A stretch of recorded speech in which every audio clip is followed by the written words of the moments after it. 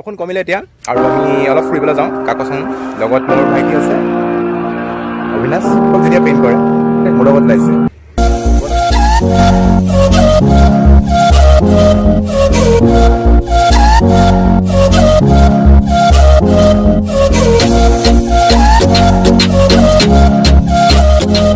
নামৰজান বাগান পালোহি এতিয়া আমি গৈ আছো গৈ এয়া দেখিছে welcome to Karbi Anglong district লিখা আছে আমি সোমালোহি আৰু মেইন গেটখন এখন হোটেল ভাগৰি যাব আমাক ভাগৰাবলে একো নাই ৰাতিপুৱা অলপ বৰষুণ দিছিলে সেইকাৰণে ৰাস্তাটো অলপ বোকা হৈ আছে আমি গৈ আছো বাৰু একো নাই এয়া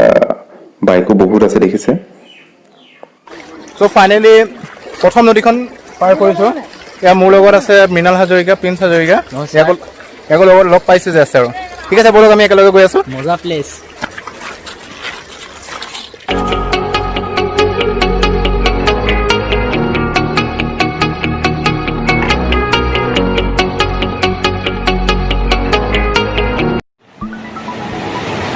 এতিয়া আমি পাইছোঁহে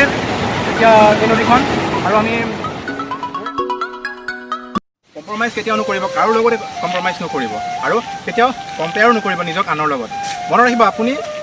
অৰিজিনেল ফিচ হয় আপোনাৰ নিচিনা আৰু কোনো নহয় no' one can play your role better than you এতিয়া ধৰি লওক আপুনি ৱাক কৰিবলৈ লৈছে মৰ্ণিং ৱাক প্ৰথম দিন কৰিছে আপুনি আধা কিলোমিটাৰ তাৰপিছত লাহে লাহে 1 কিলোমিটাৰ আৰু 1 বছৰত আপুনি 5 কিলোমিটাৰ খোজকাঢ়িব পাৰিছে কিন্তু কি হ'ল এতিয়া ধৰি লওক আপুনি ঘপককৈ 1 বছৰৰ পাছত এজন মাৰাথন ৰেচাৰ এজন লগ পাব তেওঁ কৈছে আপুনি কিমান খোজকাঢ়ে তেওঁ সুধিলে যেনিবা এতিয়া তেওঁ কৰিলে ঘপককৈ যে মই 25 কিলোমিটাৰটো এনেই খোজকাঢ়োঁ আৰু দৌৰোঁ তেতিয়া আপুনি ভয় কৰিলে বা এইজনটো মোতকৈও বেছি মইতো তেওঁৰ মনত একোৱেই নহয় কি হ'ব তেতিয়া আপুনি কি হ'ব কম্পেয়াৰ কৰিলে তেতিয়া পিছদিনাখন হ'ব আপুনি হৈ যাব কিন্তু তেনেকুৱা কেতিয়াও কৰিব নালাগে সদায় কম্পেয়াৰ কেতিয়াও বেলেগৰ লগত নকৰিব it is the thief of your joy পাৰিলে নিজকে কম্পেয়াৰ কৰক আৰু নিজকে আগতে আপুনি কেনেকৈ আছিলে আপোনাৰ পাষ্টৰ লগত আৰু প্ৰেজেণ্টক কম্পেয়াৰ কৰক তেতিয়া আপোনাৰ অবভিয়াছলি ফিউচাৰ ভাল হ'ব চ' মনত ৰাখিব no' one can play role better than U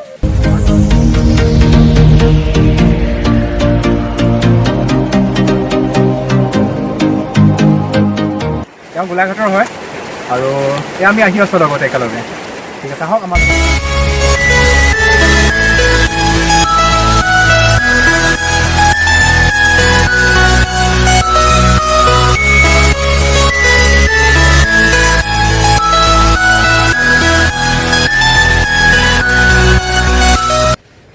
ভিতৰেদি আহি আছোঁ একেবাৰে গুহাৰ নিচিনা আৰু চাওক এয়া ভিউ আহি আছোঁ আৰু এয়া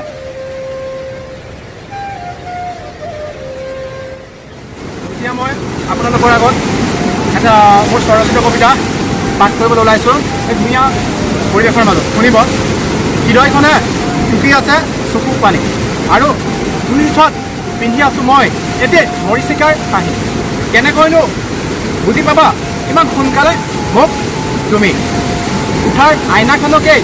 দি থাকোঁ মই বাৰে বাৰে সাক্ষী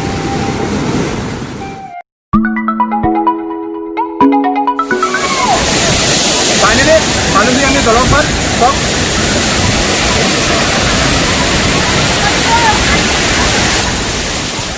এতিয়া আমি কাকচঙৰ পৰা ঘৰলৈ গৈ আছোঁ